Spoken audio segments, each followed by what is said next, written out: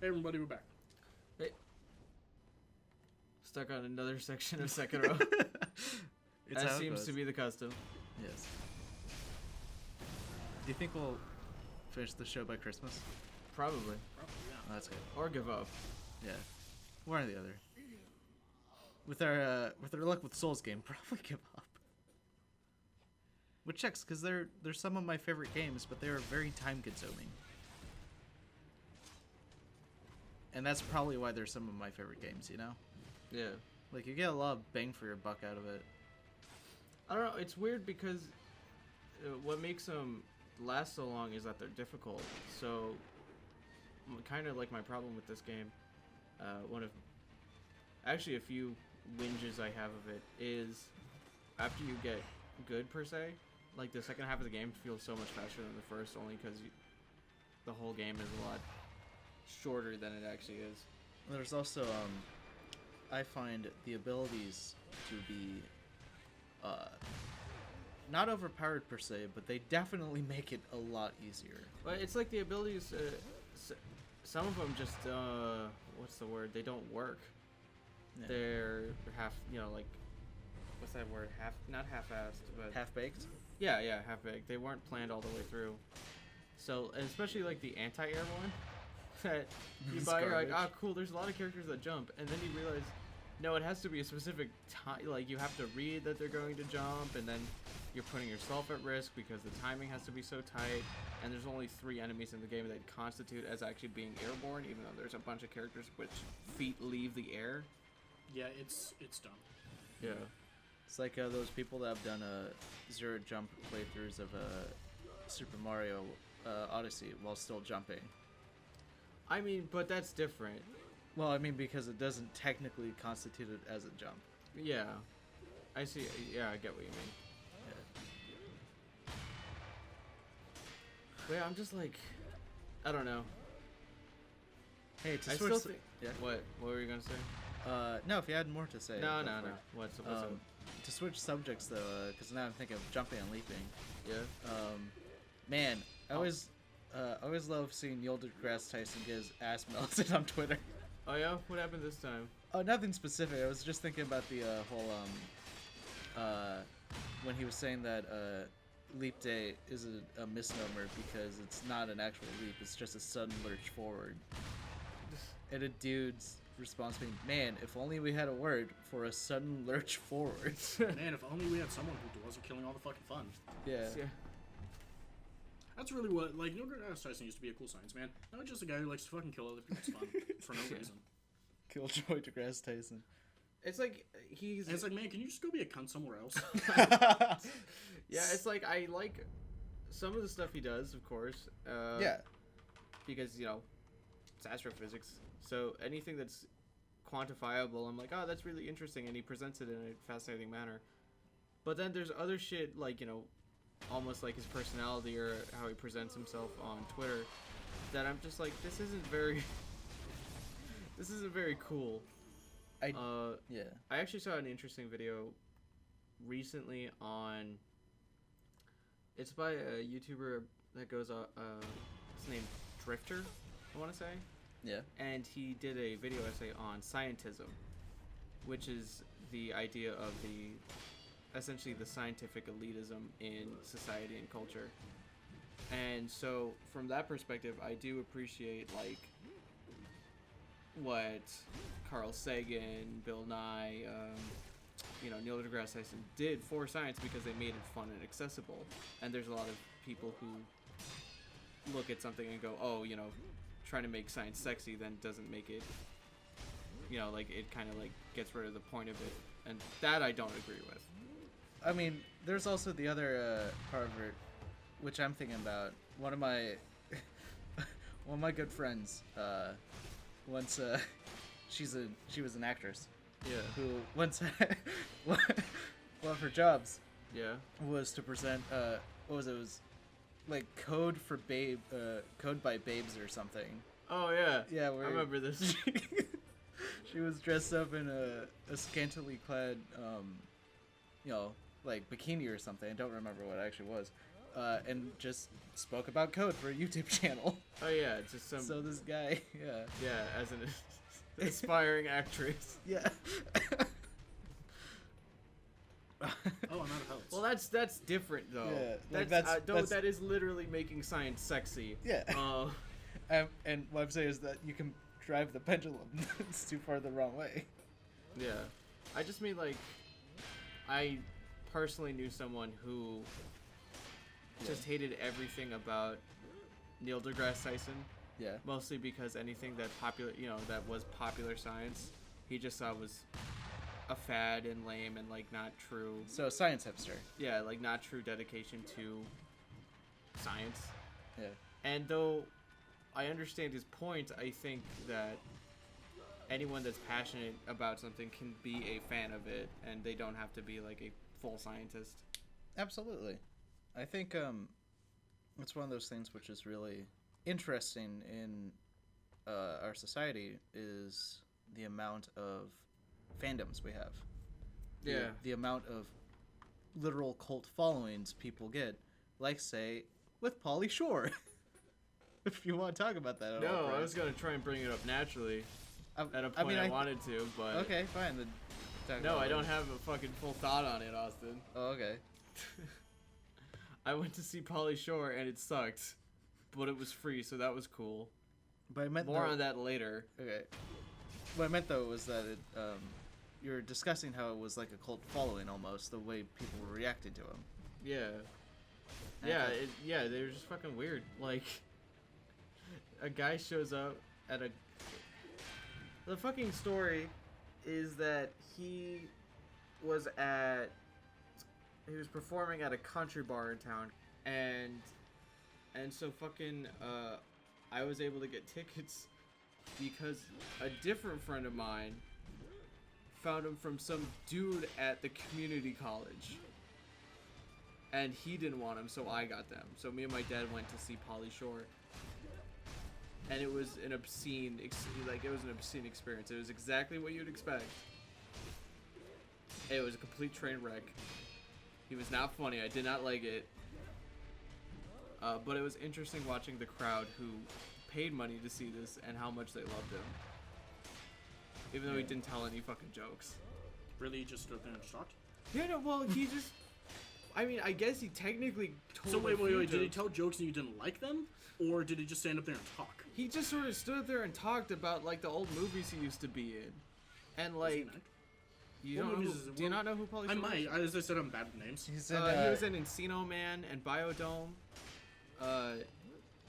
He was kind of like one of those like famous comedians for being like a stoner, and he did the whole like, "Sup, bro?" Sabra. Yeah, well, no, like that. No. Yeah, like he's that type of guy. He started that sort of like wave of humor, but at this point in his life, he's just sort of like irrelevant, and a lot of what he discussed on stage, I guess, would kind of be considered stand-up, but it was also a lot of him name-dropping his own movies from 20 years ago, and people getting excited about it because it's a movie Hey, star. yeah, we're gonna make a remake. Well, not even a remake, just saying he's like, Nice! I was the guy in the army, or I was the guy in Biodome. People are like, yeah, we love you! Wow, Biodome! Yeah, Yeah, exactly. and it was I should fucking, go there it and was so creepy, dude. I should go to these and heckle him for being way too excited, but only You would get murdered, Alec. I'm not saying that I'd say bring it. you're a strong man. I can agree with that, but you get fucking murdered. It was terrifying. It was like a cult. Like, I don't think I'd you fight could a take on. cult. I don't think you could take on 50 people. I think I could take on 50 Pauly Shore fans. I don't know, man. Like, Some of them were in the Marines and very angry about politics. there was some guy there that, yeah. I was gonna try and construct it into a more succinct thought later, though. Yeah, that's about fine. my experiences at the Pauly Shore event. Yeah.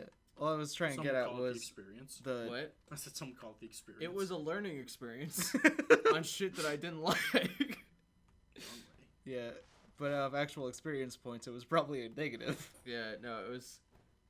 Not going towards. It the was level really up. great going there with my dad though, because like we both like I found about it literally last minute. like my friend just posted on Facebook, "Hey, I got Pauly Shore tickets. Anyone wants them?" I was like, "Yes, please." And so then I just, on that day, I just like huddled into like where my dad was like, "Hey, you want to go see Pauly Shore tonight?" He's like, "Fuck, all right." I'm like, "Sweet, leave at 6." He's like, "All right." So Foreshadowing. Oh, what's there? Big bloody footprints. Ooh. So because the tickets were free and we already knew it was a washed-up actor from 20 years ago performing stand-up in a country bar, it aligned with my expectations perfectly, and so for that I wasn't disappointed. You know what's weird? To kind of segue away from your thing a bit. Sweet. Doesn't sound like you were done. When I first came to this area, my first thought, because I played this game pretty like soon after playing Assassin's Creed Odyssey. Yeah. That one has some mystical beasts that you can fight. Yeah. One of them naturally being Medusa. Oh, of course. And to get to Medusa, you have to walk through a forest that looks exactly like this one, with a bunch of frozen people, with a bunch of like stone statues of people in it. Oh, Oh, yeah. so did you think there was gonna be a Medusa? Or like the Shaded So- Woods in Dark Souls. So I'm gonna hand the controller back off to you because I'm sure. about to talk about hype moments. Absolutely. So I Can you switch the controls? You're my friend, and I love you, and I appreciate all the things you do for me. So I unironically I love Assassin's Creed Odyssey. I think it is Really? Yeah. I think it is the best Assassin's Creed game to come out since Brotherhood. I thought you hated it. Odyssey? No, I'm thinking of Origins. Oh yeah, no, I hate Origins. Yeah. Origins is the worst Assassin's Creed game, but Odyssey is so fucking good. If you guys ever get a chance to play Odyssey, Oh, no. in any capacity, I highly suggest you play it. Okay. You will be blown away in every sense. Its storytelling is fantastic. Its story itself is fantastic. Its progression is amazing. All of its side content is well worth it and fun. The way you travel around the world feels nice. Its ship battles are amazing. Yeah. The way people talk sounds very natural to like that old Greek world. The fucking war between the Athenians and Spartans. Oh, yeah, I don't care. The war between the Athenians and Spartans is nice. Yo, nigga! What the fuck? There's a fucking chicken following you. Um, And I was. Holy fuck! and then the way that the story puts you in as a mercenary lets you go around the world and join either side of the world really easily. And it's so nice. That's great. But so here's the thing. There's a lot of parts. So as everyone knows, Assassin's Creed has like a lot of like mystical things about it. It has a lot of like mystical things about it. Wait for this guy to be done talking. Another chicken's gonna attack me. I just feel it. Hides in an abandoned temple up ahead. He sealed away the village in a shadowy fog, so that he can fool the villagers. An abandoned temple? Yes, it's an old building.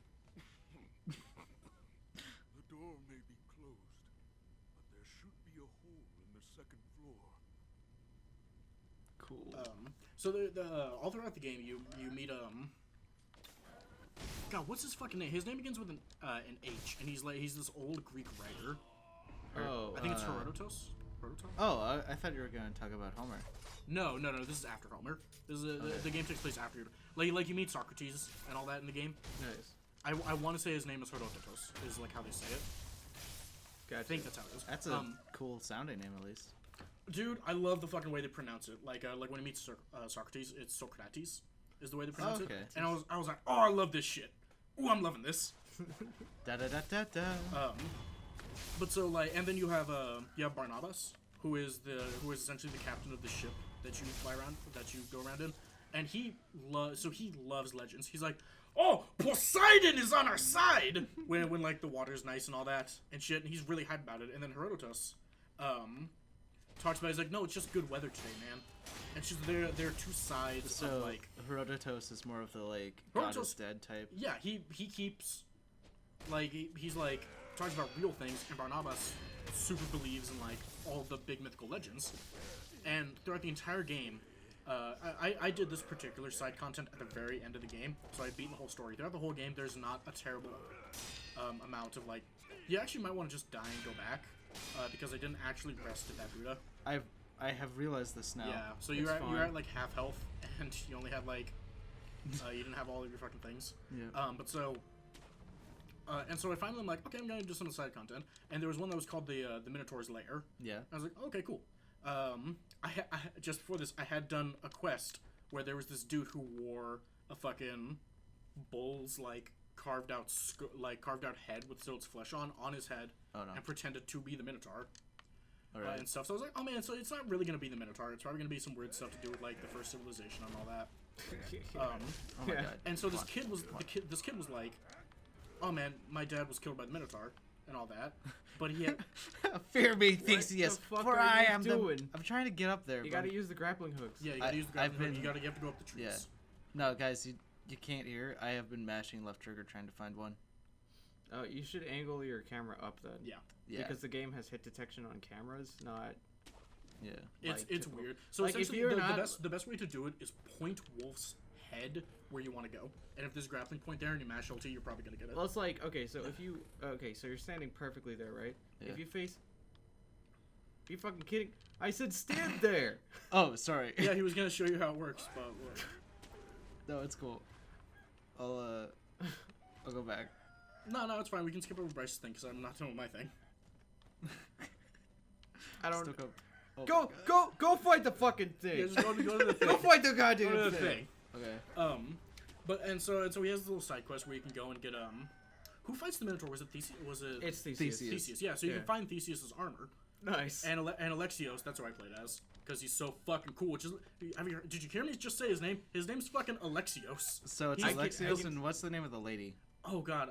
Alexios. No, it's Oh, I think it's oh, God. I think that's how gender pronouns work in I think, Greece. isn't it Katerina? I think. I don't know. Oh God. Are they? Cassandra. Her name's Cassandra. Is it like that one Mass Effect Andromeda, where they're siblings, or Yes. what's their connection? Yeah, they were siblings. Cool. If you play as Alexios,